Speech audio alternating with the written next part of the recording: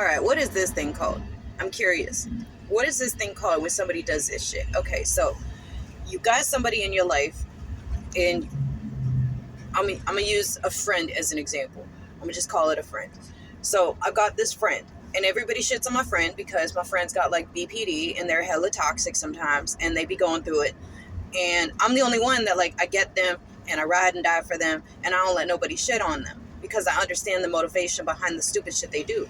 So when we get around people, though, this friend be picking on me, like doing little sneaky shit, like saying things like you know, you hate it when people do that to you and stuff like that. And like, or like this one time we was out at bingo, and this friend of mine grabbed my keys and was like, oh, how important do you feel? All these keys you got, these big old, like, how can you even move with the keys this big? Mind you, I got my house key, my car key, and my shed key. That's it. Everything else on it, I've got a tool that gauges metal thickness because I don't be doing math. And then I got a knife that all my keys hang on a carabiner thing. And then I got a tool that I use for my welder. That's it. Those are three fucking objects. Yeah, they jangle, but it ain't a fucking huge ass. Meanwhile, this bitch has so many keys. She walk around like a fucking jailer with her goddamn keys. And like, it got us in trouble one time because we were supposed to be sneaking into a place to get her stuff back from an abusive ass relationship, and her keys were so goddamn loud, the guy heard him, came out like a bat out of hell, all this, that, and the third. Like, it was just this crazy fucking situation. But like, you gonna shit on me in front of somebody, make fun of me, and I couldn't get a word in edgewise because she just kept on like roasting me for my fucking keys. And it's stuff like that. Or she'd be like, what was that? I said something like my friend was dating a black guy, and he made a joke about snow, something like I like snow or something like that. And I was like, so what are your intentions with our snow bunny? Like, as a joke, like as a ha-ha, not serious. Everybody laughed. It was an okay time. It wasn't that big of a deal. Everybody seemed to get the joke. But my friend was like, you know, you used to hate it when I did that to you. And I was like, bitch, you ain't met none of the motherfuckers that I dated. I let you meet 3 people. I let you meet 3 people. One, because we was supposed to be like really serious. We've been dating for years. And the other 2 was because you was living with me, mooching off of me, not paying no rent. So like, I couldn't hide them from you. And then what kind of a situation is it when like you bring them around to meet your people, and your people, this chick, is like roasting you with your boyfriend, and they both doing like a roast battle together, like picking on you. And like, that's the crazy thing. Like, the dude that was domestic violence thing, like, he used to do, the reason why it wasn't even domestic violence, what it was verbal abuse. He did a lot of verbal abuse. He did a lot of that type of shit. And like, every now and then he'd kick a dog and shit like that. But like, he never struck us. But he would be doing shit like, you know, like he'd wait till nobody was around, and then he'd say some sinister shit so that by the time people came back in the room, you looked crazy. He did that shit. So I'm like, you broke up with him because he was doing to you what you be doing to me. And it's like, I know why she does this shit, but I want to know what the fuck it's called. And I can't afford therapy, so whatever. I know I should like get a therapist so I can like weaponize this therapy stuff, but I want to know what the fuck it's called, because I know what it stems from. What it stems from is she ain't got a lot of allies, so her insecurity just bleeds out of her fucking pores. And so when she's around all of our people, she feels insecure because she knows what shit they've said about her and the stuff that they've like criticized her for and the way that they judge her. Like, they see her as a failure. And I don't see her as a failure. I see her as somebody, man, you a bad bitch. You figured it out. It didn't go the way you wanted it to, but you figured it the fuck out. And we just keep on chugling, you know? But like, she knows that I'm the only person there that I don't let nobody shit on her. I don't let nobody talk about her. I don't let none of that happen. So like, she got her one ally, and she chooses that one ally to pick on because it stems from the insecurity that she has, feeling like she's surrounded by enemies or judgmental ass bitches. And so like, if she's picking on the one ally that she got, then that means that she thinks that she's in camaraderie with all these motherfuckers. And so like, she thinks that they're a unit, like they're a unified force, and she doesn't feel so isolated and alone. So that's why she picks on me. 2 reasons. One, she thinks I can take it, which evidently I fucking can, but that shit moves me, and I don't like stuff that moves me. I don't like feeling things, like, ever. So that, she does that shit, it gets to me, but she thinks that's the one reason, is she thinks that I'm strong enough to take it, and I'm the one person that she can pick on that won't clap back, because I just absorb that shit and move on, and I turn it into fuel for my rage. to go and keep on doing what the fuck I'm doing. And the second reason she does that shit is from insecurity, because she really does feel some kind of way about herself. And she's doing a lot of soul searching. She's trying to figure it out. Like, it is what it is. But, like, I'm just curious what the fuck that is, because it really throws me off. And I don't really understand it. I'm trying to think if I've ever done it. I'm sure I have, because I used to be a hell of it. Man, I had pepperoni face pimples. I was a fat kid. I had greasy hair. I didn't have the right hair products growing up. I know I had, and all my clothes didn't fit. Like, we was poor. Like, there was one year all we had was potatoes and no microwave and no pots and pans.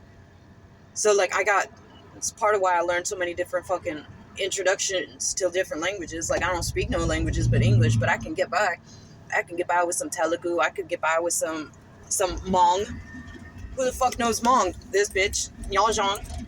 I know how to get by with, like, some Telugu and some Spanish in the kitchen. I can orale some Spanish like a motherfucker. Because this bitch gets fed. And my mom and I, when we was living in the fucking trailer park and we ain't had nothing. But she was out here, Captain Save-A-Ho, helping out everybody else get to church and shit like that, acting like she was so magnanimous. Yeah. So I know I had some insecurities and I did some stupid stuff. And there's stuff that I man, when you go lay down at night and the brain just keeps turning and reminding you of all the dumb shit you've done. But, like, I don't be doing that shit now. And, like, I'm very much like a woman's woman. I don't like the phrase girl's girl, because I ain't no girl. I'm a fucking grown-ass woman. But I don't know. I was just thinking about that shit because my friend was talking about how her husband does that to her.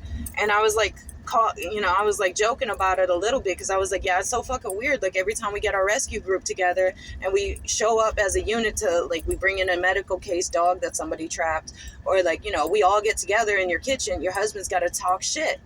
And he, like, walks in the room, not reading the room at all, not realizing all of us damn near worship his wife. We all love his wife.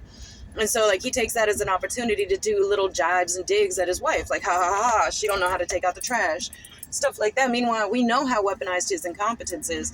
We know that she is a goddamn saint for even tolerating him. We've seen the wear and tear that his incompetence has put on her body. Like, she don't even look the same. She is worn out from this motherfucker.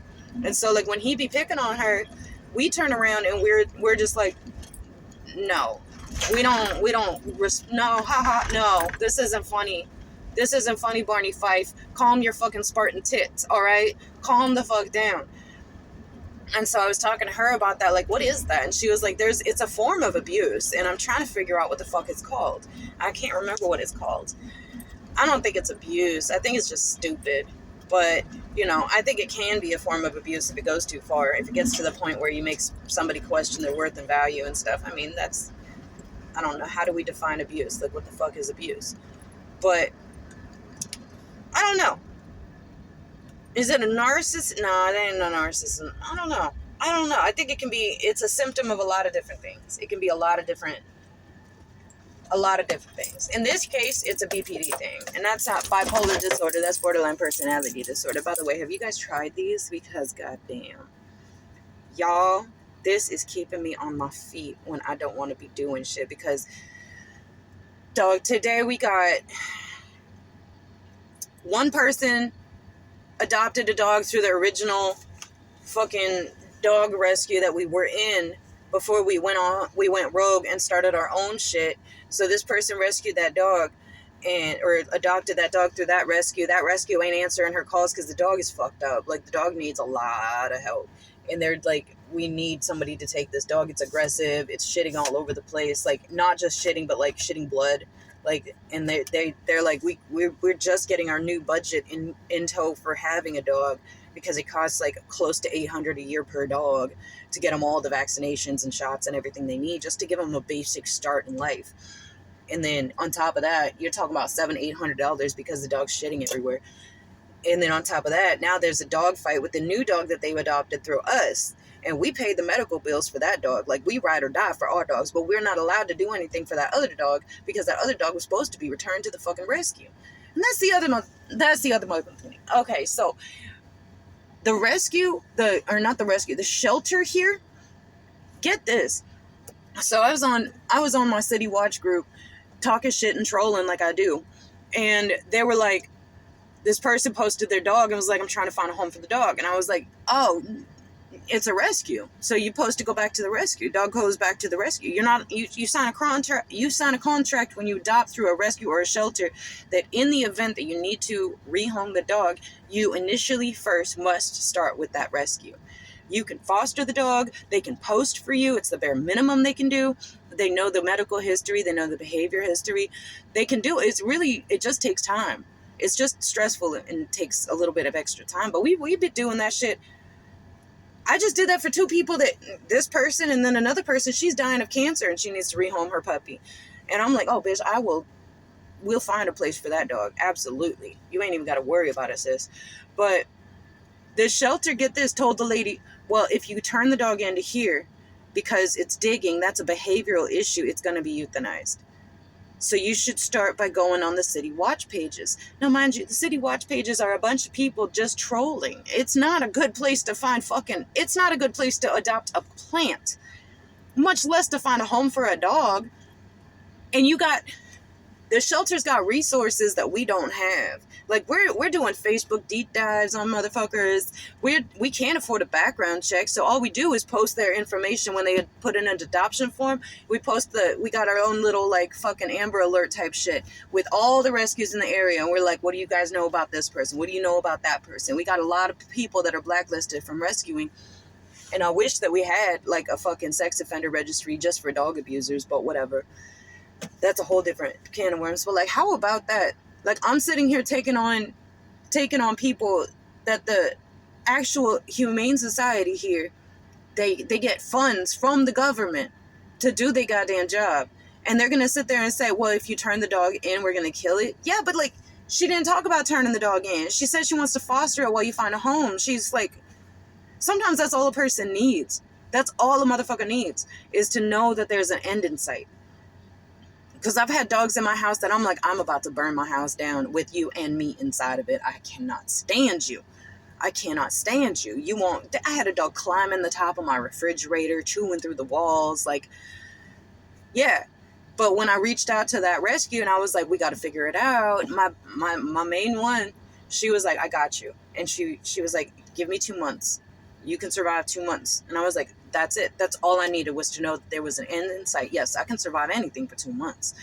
And we got the dog. Now the dog's fat, loose, chilling on the couch, has the best life. And the bitch that adopted that dog is now a huge part of our new rescue. Ain't it beautiful how things work out when you give a fuck? It's fucking crazy. But these motherfuckers won't even do that shit. Like, what are we fucking doing here? Like, what the hell is going on? And you know what else? I tried to get my rehab license so I can rescue opossums and raccoons and whatever. And I guess you're not allowed to do raccoon, but you can do opossums with the rehab license because they're not on the rabies vector. But the head of DHR, the man who runs DHR, says that rehabbers in Alabama are an unnecessary evil. They have not renewed or created a rehab license. Like, they haven't approved a rehab license in over 20 years. In over 20 years.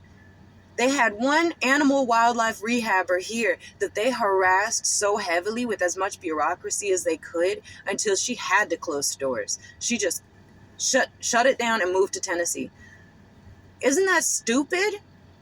Like, one time there was a buzzard that got hit by a car. And I know buzzards, you think raccoons are illegal. Buzzards are hell of illegal, but not for the same reason. Raccoons are illegal because they're on a rabies vector species, whatever. And everybody's like, oh, rabies.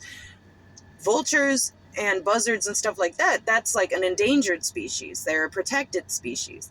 And so normally if it was like getting attacked by a coyote, sure, I'm going to leave it the fuck alone. I'm going to mind my business. I'm going to act like I'm on the subway.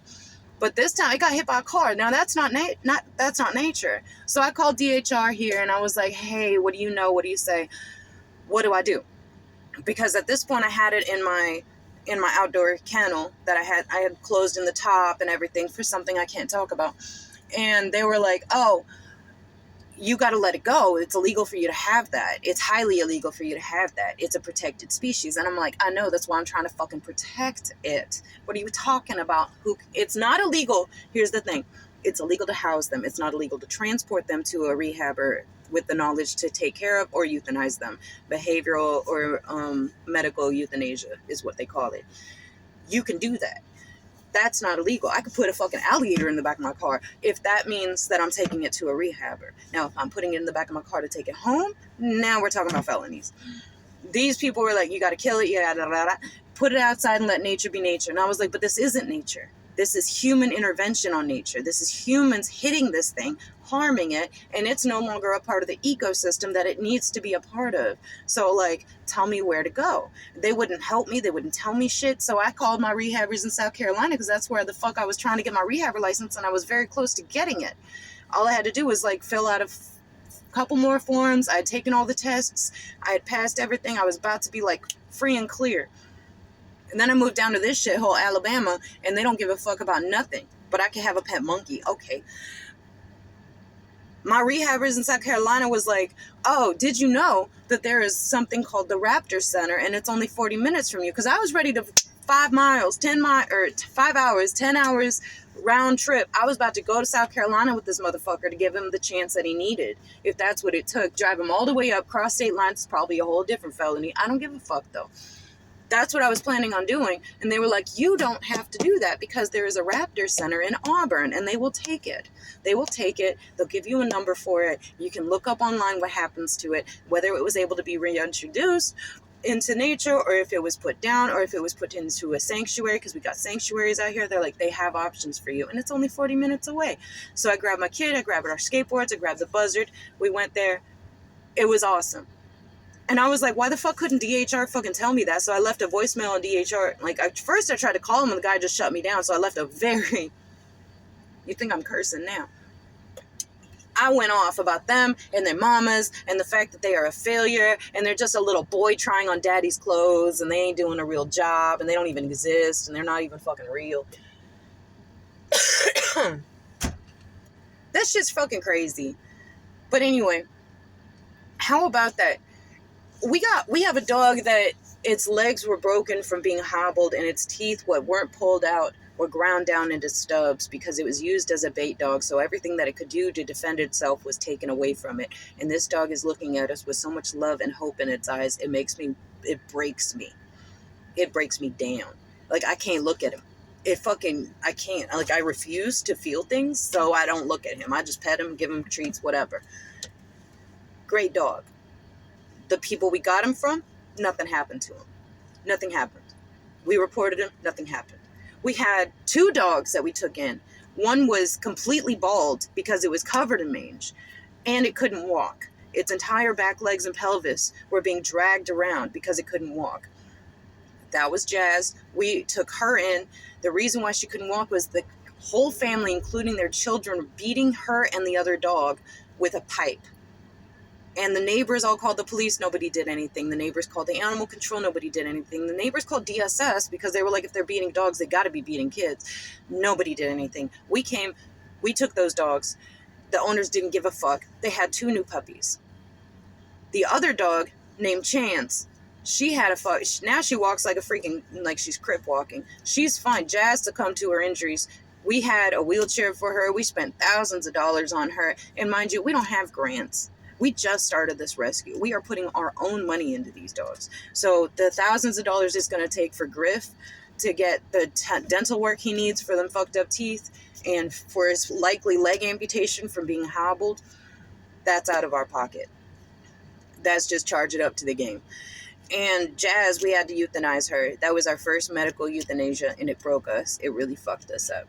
We had one behavioral euthanasia, and that dog was in our house, and she was abandoned by a guy that was, we really fought to help him, and he just dumped his dogs on us, and it is what it is. We found homes for every one of his dogs, except for this one, because she was in my house, and she was highly aggressive, highly unpredictable. I've never seen a dog this aggressive. She was fine when she was in the backyard with him. She was fine when she was in the pack with his 7 dogs. She was not fine in my house. I did everything to work with that dog. I muzzled her. I walked her around. I made her introduced to all my dogs. She'd be fine, and then out of the blue, she would just... And it was unpredictable. It wasn't because there was a bone in the room. It wasn't because it was feeding time. It was literally like she wanted to play with them. And it was to the point where her life was going to have to be in a crate or in a single family, no dog household, because she had no human aggression, except she did bite her previous foster, but it was an accident. It was a lot. And that was a part of it. It was like, well, we can't say she's never bit anybody because she accidentally, when her foster tried to redirect her from the window where she was going at it, trying to get to her dogs, she snapped at the foster. So we can't say she didn't bite humans, even though we know what happened. Even the foster knows what happened. The foster doesn't blame her. That was our behavioral euthanasia. That one broke us. That's the only reasons that we euthanize our dogs. We've got dogs that we've had for years, and we refuse to give up. We got a black pit mix, 2 black pit mixes. We know nobody's going to adopt them. They're going to live out the rest of their lives in our houses if that's what the fuck we got to do. We don't have a facility. All we have are fosters. Everything we do is foster-based. We keep on taking in dogs. We keep on spending the money on dogs. We got a heart for these fucking dogs. And the Humane Society that's got the funds to do the shit they need to do won't do it. And they're telling people to go on Facebook and find a dog, a home. Like, go on Facebook and just fucking just take a risk. Just risk it for the biscuit. Just like throw that dog into the whoever's home that you didn't have any resources or knowledge to go and do a vet check, do a background check, or do any kind of like research on this person. You just hope. We just hope. So you know what I did, though? We've got like several dogs missing. A lot of dogs are missing from people's yards in the Tri-City area. And so what I did was I started my own little doggy pet detective agency. And I called it Stolen Dogs and Where to Find Them. And I made a group chat, and I was like, I hit up all the chicks because I was like seeing all these people looking for dogs. And I was like, hey, not for nothing, but you know the police ain't gonna do shit. Like, it's not to shit on the police. I'm not even going down that road. But they literally will show up to a dog abuse situation and walk off. They'll write it on a piece of paper, knock it off, and move on with their lives, not giving a fuck what happens to that dog. Meanwhile, they have all the resources and means to take that dog out of there. Even if the dog gets put down, it's still better than a dog being used as bait. Are you crazy? But anyway, so we know that if they don't give a fuck about a dog abuse situation, they definitely don't give a fuck about finding a missing dog or knocking on doors when somebody's saying, I think this person's being suspicious. I think they have my dog. They ain't gonna do shit. So I was like, all right, I'm gonna make a group chat on GroupMe so we ain't got each other's numbers. Nobody can harass each other, but we can all talk about this shit. And I want everybody who's missing a dog, get on this shit. Here's the link. And I got like 12 or 13 fucking people in the first day. And it keeps on. I keep getting requests. I have to go and scope them out and make sure they're not the people that we think are stealing dogs. Because if I was stealing dogs, I'd be in that fucking group hella quick. And we already found one person's dog.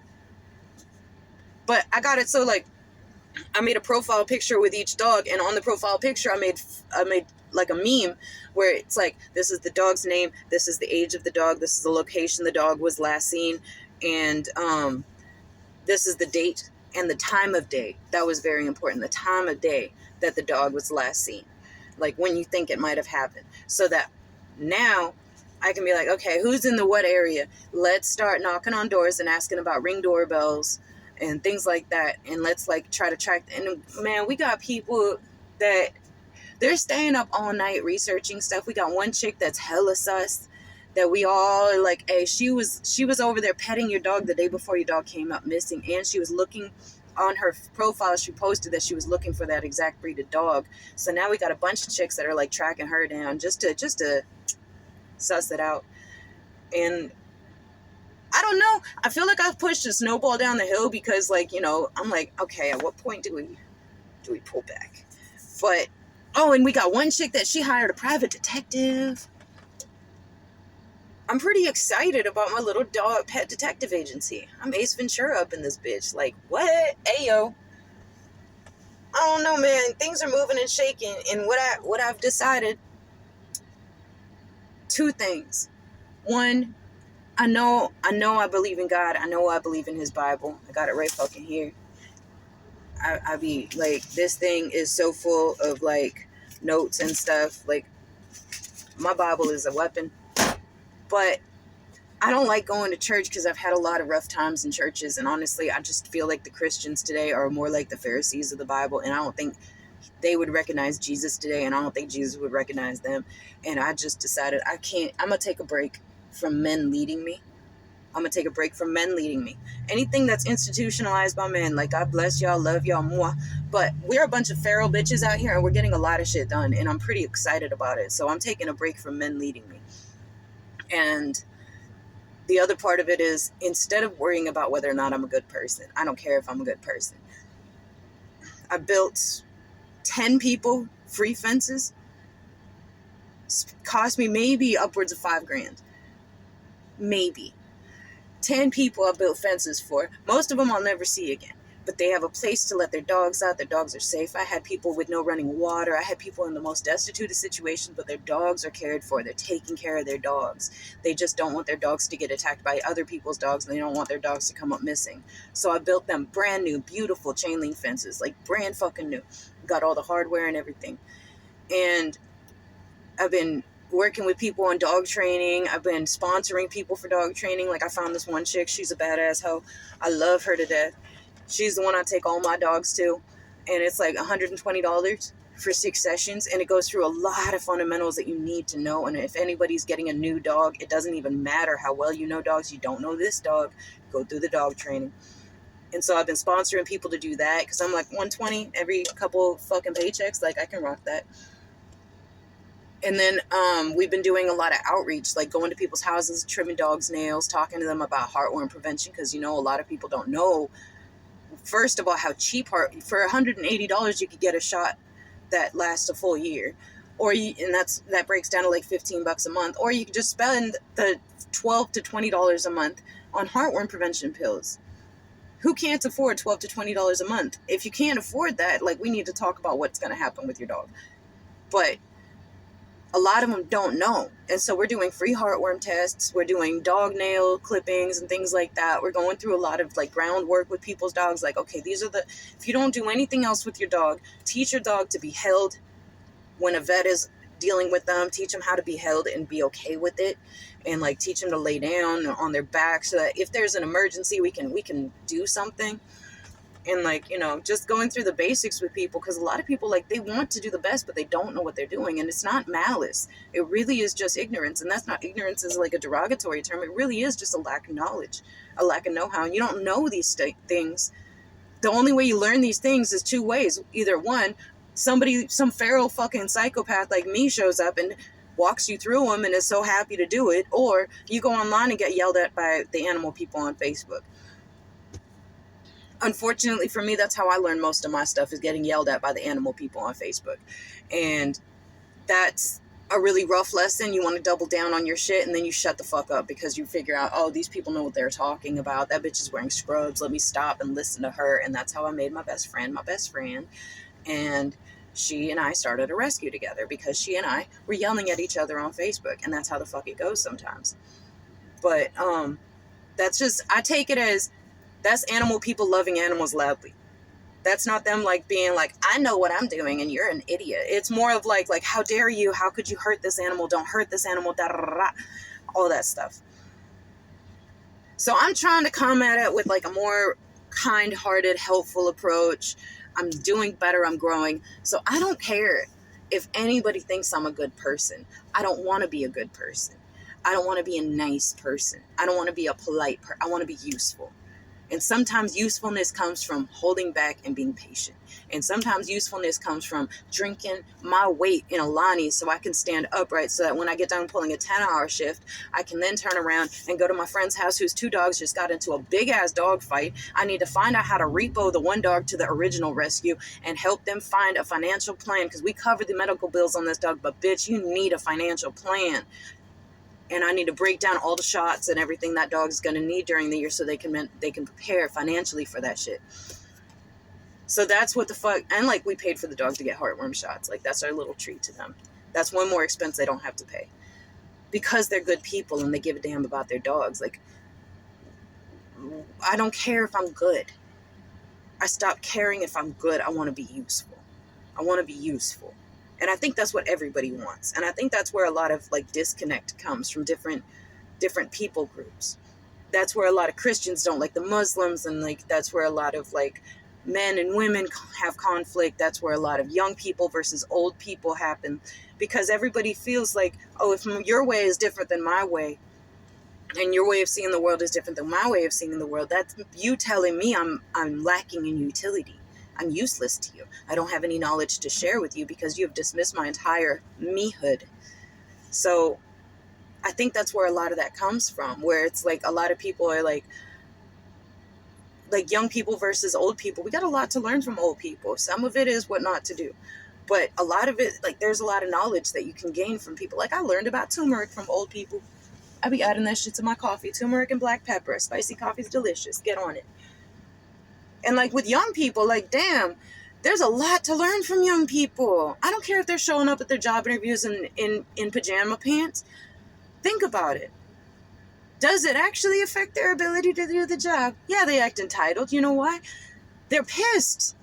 They saw their parents get sold a dream, and the bitterness their parents expressed through the dream that was sold to them that didn't come to fruition is gotten passed down by rote to their children. And the children are rising up against the system vocally.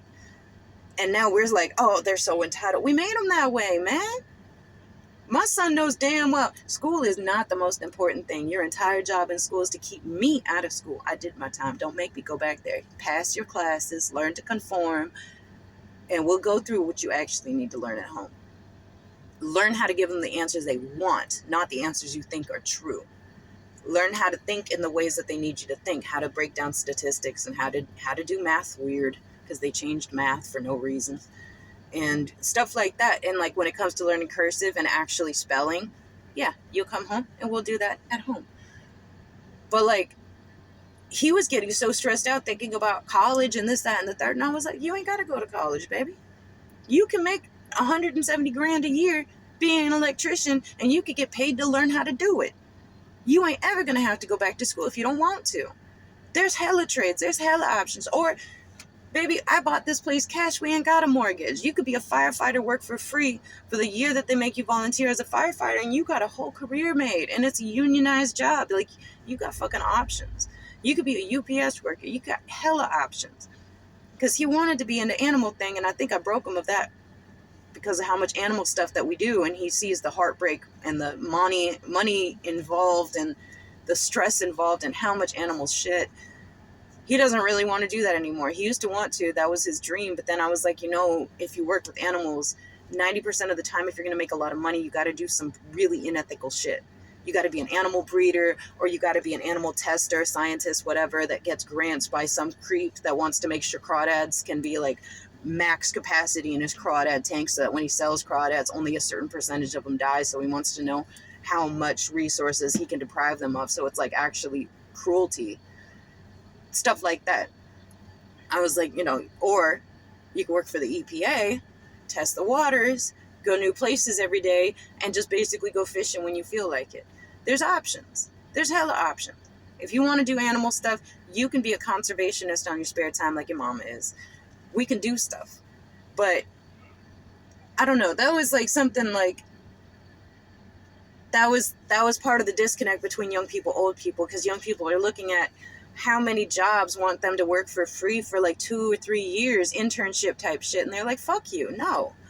Or how many jobs are like, you know what, your gauges are interfering with what? Who hasn't seen gauges? How is it offensive to see gauges, or to see tattoos, or to see crazy colored hair?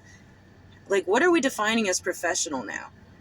Like, if you actually break it down, because professionalism used to be just deeply rooted in racism. Like, black women couldn't have their natural hair because it was unprofessional. Is it unprofessional to have natural hair? I don't know. I'm going on a tangent. But that's why young people are disconnecting from old people. That's why young people look at old people like, why you got to do things in such a long, roundabout way when you could just do this? And old people feel disconnected from young people because the system changed. Or the system got realized as needing to change. Anyway, so that's my thing with animal people. It's like, animal people are a pain in the ass. They're a pain in the ass. And you learn by getting you have to be willing to face that uncomfortability of learning some new information that makes you feel like a monster for not having practiced it up until this point. You have to get over that shit. Yes, it feels good to preen your feathers in front of a vet. What doesn't feel good is when the vet says, oh, the food you're feeding your dog is killing it. You're killing your dog. Your dog doesn't have the kidneys to process the sodium contents of the sardines you're adding to its food. You're killing it. Stop that. Doesn't feel good, but you learn, and your dog benefits from you taking that little talking to. So I'm trying to learn how to give that talking to in a way that's more productive and doesn't make people have that pushback. But I don't know. I'm pretty fulfilled though. Like, I got really fulfilled when I stopped going to church. I still read the Bible. I still talk to God. I don't do it on a structural basis. I don't do the whole, like, oh, I'm going to sit down and cross my legs and pray. But I be talking to him on the way to work, and I look at his trees, and I appreciate the world around me. And sometimes my only way of talking to God is to let my heart swell a little bit when I just take in the world he created and think about it for a second. But I don't know. That I feel a lot better. Like, going to church, I couldn't realize, like, I couldn't feel like I was doing anything. I didn't feel like I was doing any good. And now I feel like I'm doing good. I'm actually making a difference. I'm making a difference in the eyes of the dogs that I'm fucking rescuing. Snatching these hoes off the street since 2025. Let's go. I don't know. There's a banality of evil in the industrial complex that is the Animal Control Center of Alabama. There's a banality of evil when it comes to the way law enforcement looks at the way our animals are treated. They just tried to pass a no tether law, and it didn't even make it so that dogs can't be chained up. It made, oh, this is how you have to chain them up. So they have to have access to shelter and water. When was that not a law? That was always the law. So what did you change?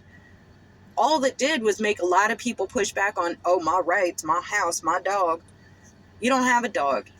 You have a lawn ornament that doesn't have any fucking autonomy or any kind of social environment to make it okay, to make it feel secure as a creature, to make it have any utility or feel useful, because they want to feel useful too. Dogs have jobs to do. We bred them to have jobs to do.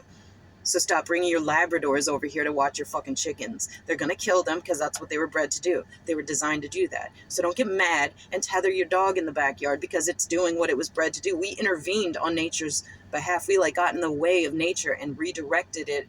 And now we're like, my pit bull seems to really take notice of my cat. How dare it? We did that. We fucking did that. We did that. Like, we can undo that. I got 2 cats at home. I got nothing but pit bulls and bull mastiffs and big ass, mean ass, scary looking motherfuckers. And everybody gets along because everybody's got a role to play. And my cats are able to oh, there goes the neighbor's dog running around. Highly aggressive dogs. They didn't listen to me. And I tried to talk to them like, you can't take in siblings. You can't take in siblings and not do work with them. They're going to get sibling syndrome. They're going to get aggressive, highly aggressive. They didn't listen to me, and their dogs are on the worst kibble. They're starving to death. They don't have heartworm prevention. They don't have any vaccinations, nothing. And they're out. It just sucks, dude. And that's the thing. I went the fuck off on them because I could be a nice neighbor, or I could tell you what the fuck you're doing wrong. And after telling them nicely and building a dog kennel and helping them with resources, giving them dog food that's good dog food for their dogs, educating them on vaccinations, telling them how I could do a heartworm test for them and get them on heartworm prevention, They didn't take me up on it. How I could get them a free spay and neuter. I'll get your dog spayed and neutered for free. In my name, for free. They won't take me up on it. That's how they got these puppies in the first place, is because they didn't spay their dogs and the other neighbors didn't neuter theirs. What do you know?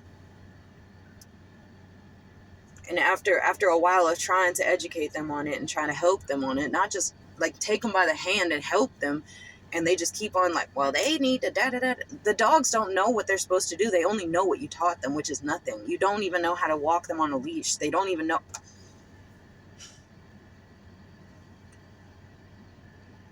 When a bird enters your house, it is your responsibility to ensure the safety of that animal until you're able to release it back into the world that it came from.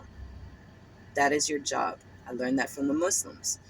That is your job. I learned another thing from the Muslims. They said, I had a Muslim guy explain, there's a Muslim kind of like a little phrase where it's like, live each day as if it was your last, but treat the world around you as though you were going to live forever.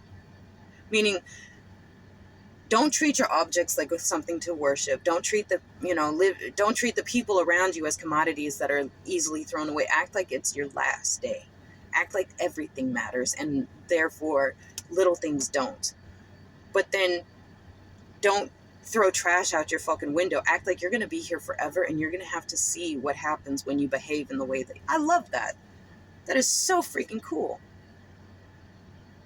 I love that philosophy. That's a cool philosophy. I love Muslims. They're pretty cool people, actually. They got their sects. They got their fucked up Muslim sects that are a little bit spicy, just like the Christians do. I mean, we act like we didn't have Christians holding up gay bashing signs outside of military veterans' funerals, acting like they did it in the name of God. Like, whatever, man. Look, she just went outside, saw her dog was outside, and went back in. Animals are a luxury.